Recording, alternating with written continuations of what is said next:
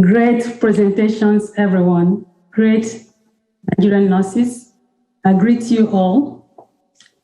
I want to thank NANNA for this opportunity to share my project in this National Virtual Scientific Conference.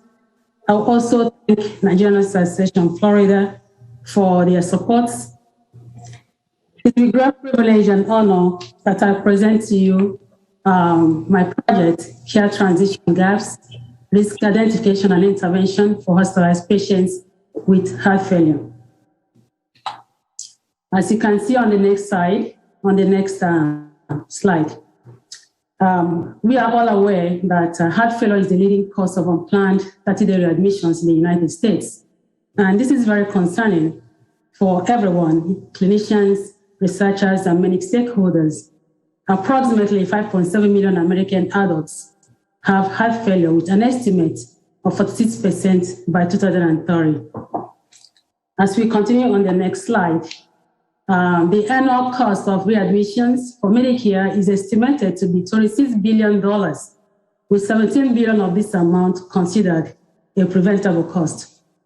The lens tool, which I'll be talking about today, has been utilized in the literature to identify heart failure patients at risk of 30 days readmission post-discharge. This lens tool has variables, and L stands for length of stay in the hospital, A is acuity of illness, C, comorbidity, and E, emergency department visits within the last 6 months. These are the variables. And we also have like values and points. So the length of stay is how long they've stayed in the hospital. Acuity of illness, if they're admitted inpatient or on observation status. And then we have the comorbidities, like if they have stroke, past medical histories like CHF, asthma, COPD, all these are being calculated and made up the points for the less score. So on the next slide, we have project background and identifying the problem. Pre-data analysis on discharged heart failure patients revealed serious challenges with 30-day readmission rates.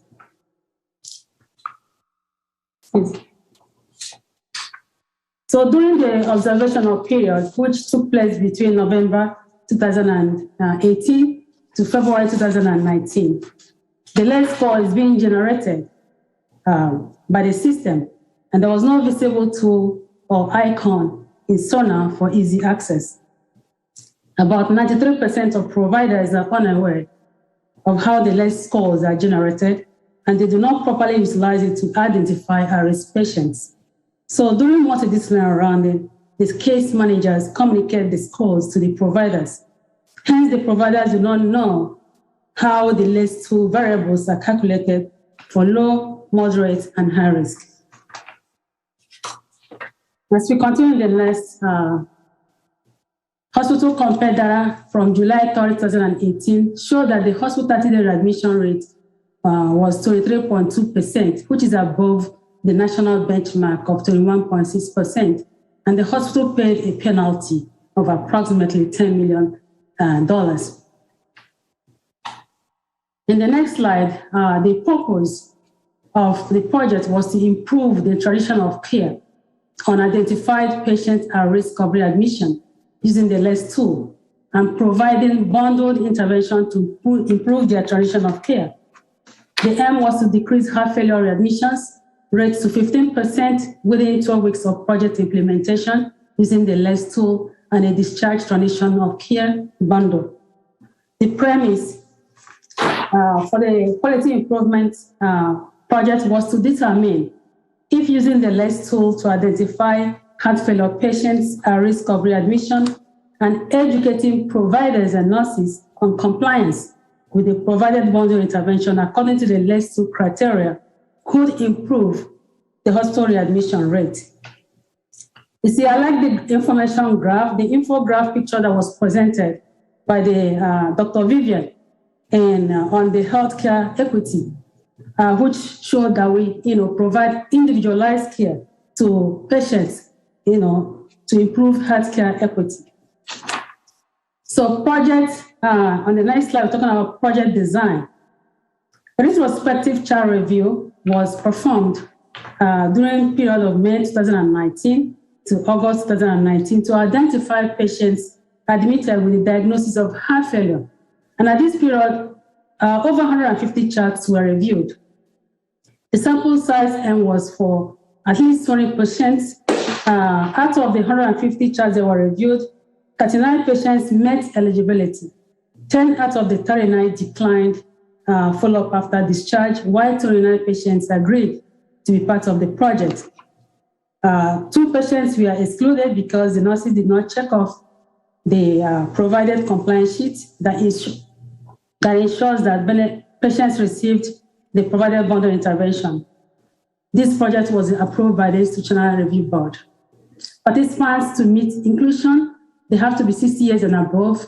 They're able to speak English or have caregivers that speak English. They also were able to sign the informed consent and, of course, follow-up phone calls. Patients with do not resuscitate or limited DNR order who were on hospice, had mental health disorder, on IV drug abuse or alcohol abuse, on dialysis were excluded.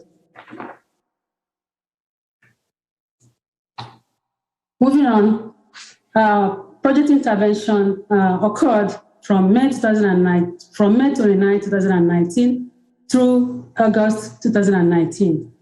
Patients that met inclusion criteria received education regarding the project and, of course, signed the informed consent.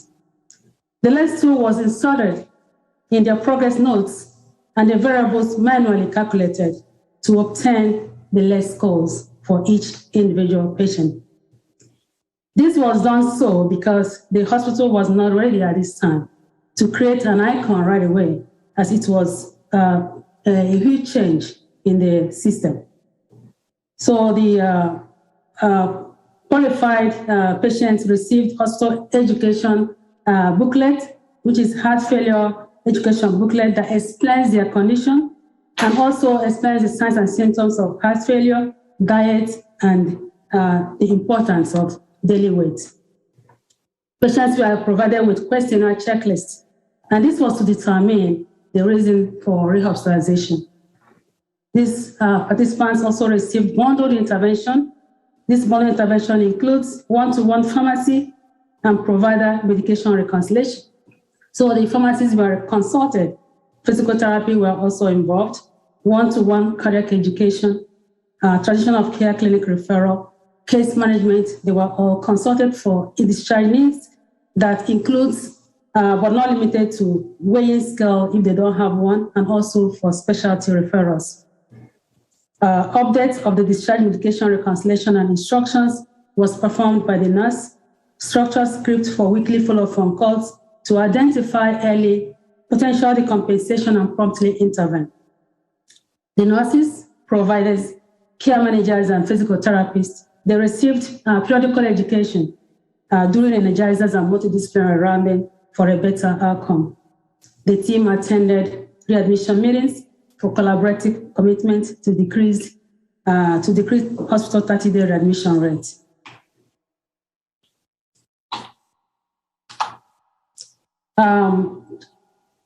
Charts on the next slide, charts were reviewed in SONA periodically to check for readmissions and weekly follow-up phone calls, and these were compiled. The nurses were provided with an intervention bundle compliant checklist that was placed in front of the charts to ensure that these patients received the intervention provided. And this is, of course, required commitment and collaborative effort by the nurses. The care transition measures was provided to patients upon discharge. This contains 15 questions, and it was rated on a 4-point Likert scale to evaluate patient satisfaction during the 1-month weekly phone calls, ranging from 1 strongly disagree to 4 strongly agree, and option 5 for not applicable. The questions were read to the patients and their selections circled. This takes less than 3 minutes to review. The total possible score, 15 questions times 5 points possible, was calculated for each patient, and average score was obtained. The providers were also provided with a 5 pre and post 5 questionnaire that was rated using 4-point Likert scale, ranging from 1 disagree to 4 don't know / not applicable, and 1 strongly disagree to 4 strongly agree, respectively. The total scores, 5 questions times 4 pre and post points possible, were calculated for each provider, and average scores obtained. So the post-intervention was compared with a pre-intervention to determine success of the project. On the next slide, 3 outcome measures were evaluated to determine if the project was met using both quantitative and qualitative data. The first outcome measure, 100% of physicians will understand the LESS tool and be compliant with the tool to provide a comprehensive discharge intervention. This was evaluated using the 5 pre and post providers questionnaire.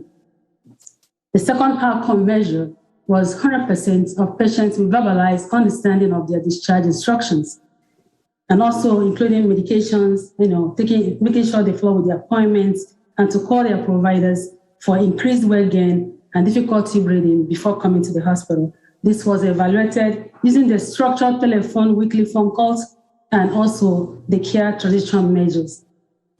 The third outcome measure, the percentage of readmission rates within 30 days of discharge, was calculated using the total number of readmissions, the numerator, and the total number of participants that received bundle intervention, the denominator.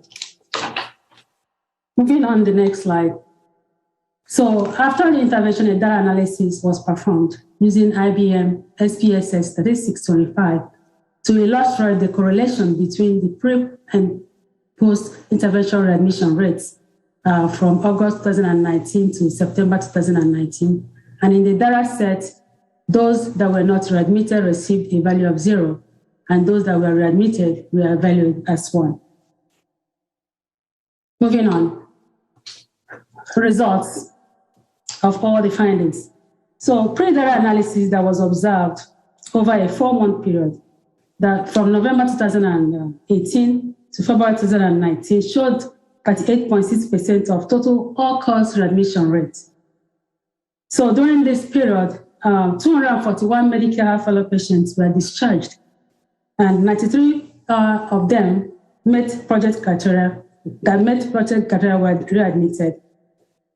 148 patients were either not readmitted, did not meet project criteria, or readmitted after 1 month of discharge.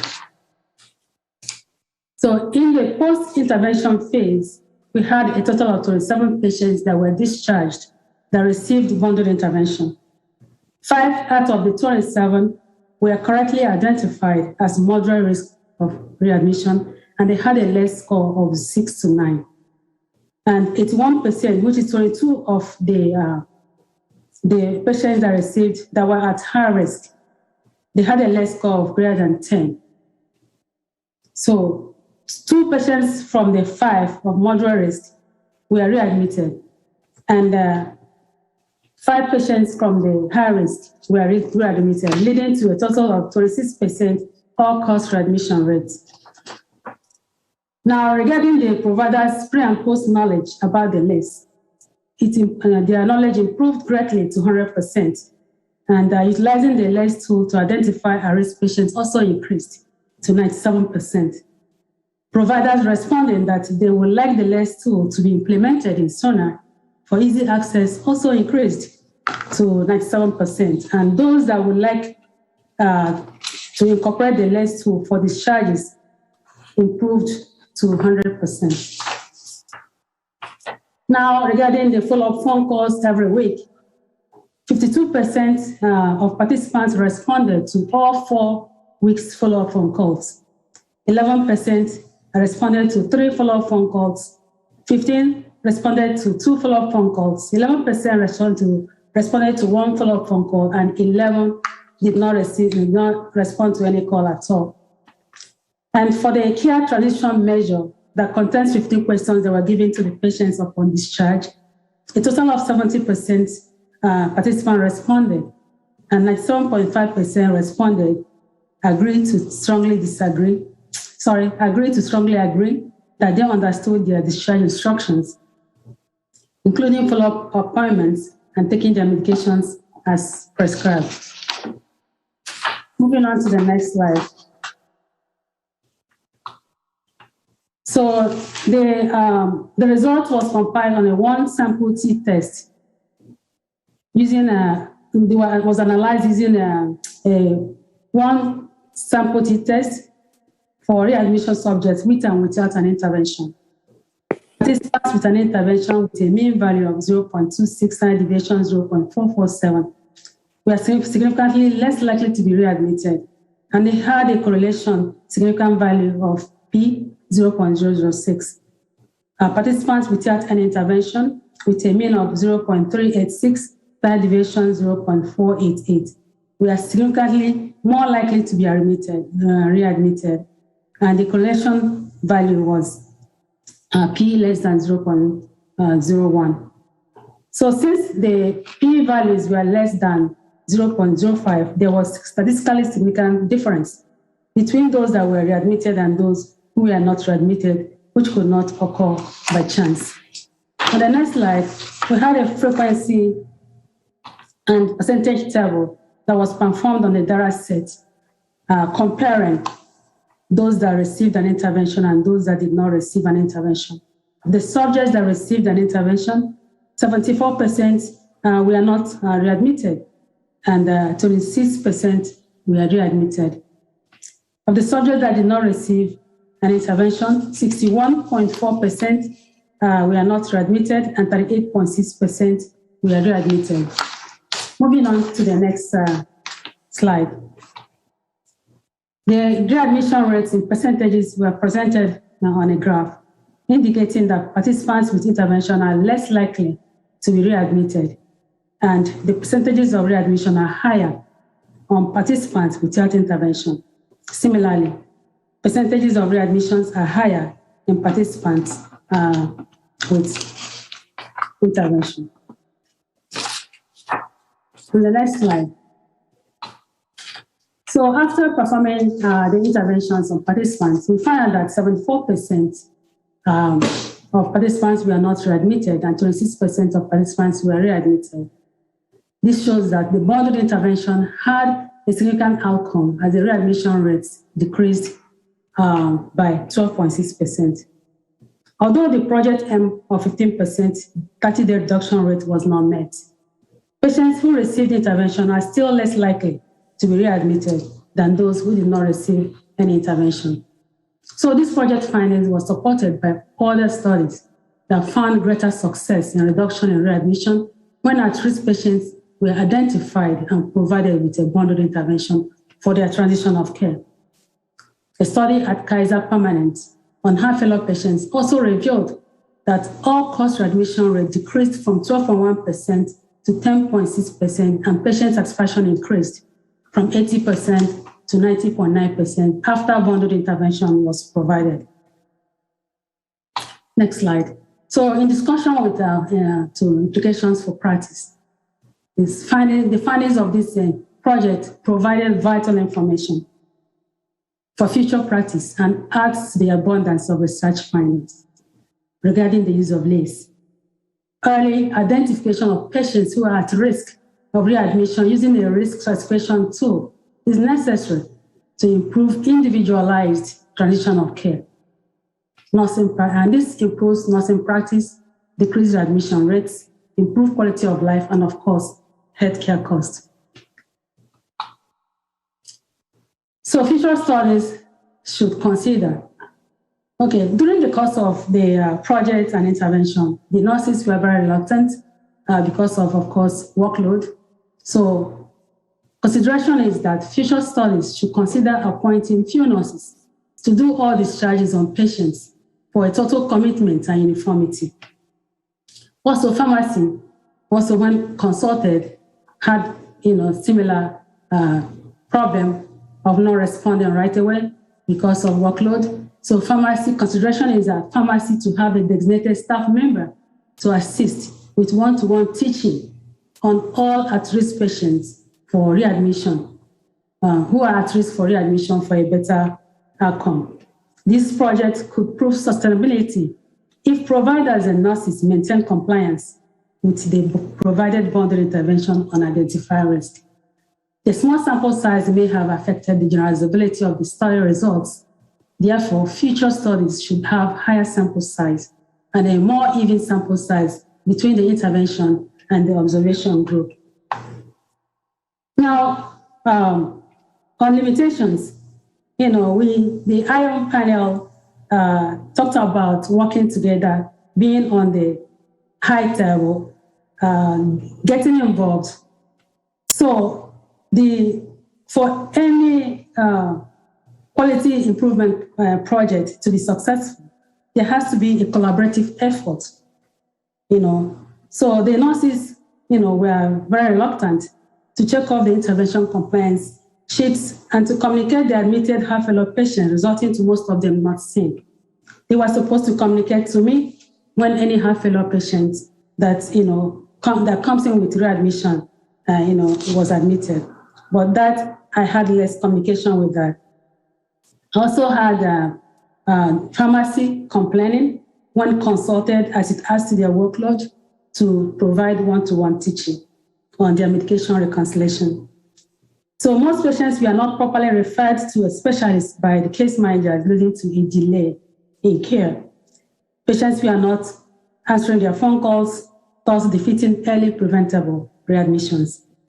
Again, the small sample size and the length of the project implementation could have caused variation in the project outcome. Lastly, the providers, although have gained tremendous knowledge to the usefulness of the LESS tool, did not make any effort to learn how to calculate the LESS scores using the variables for a better outcome. So I hope I have shared something today. This brings me to the end of my discussion, and thank you for the privilege. Hope we all have a blessed day.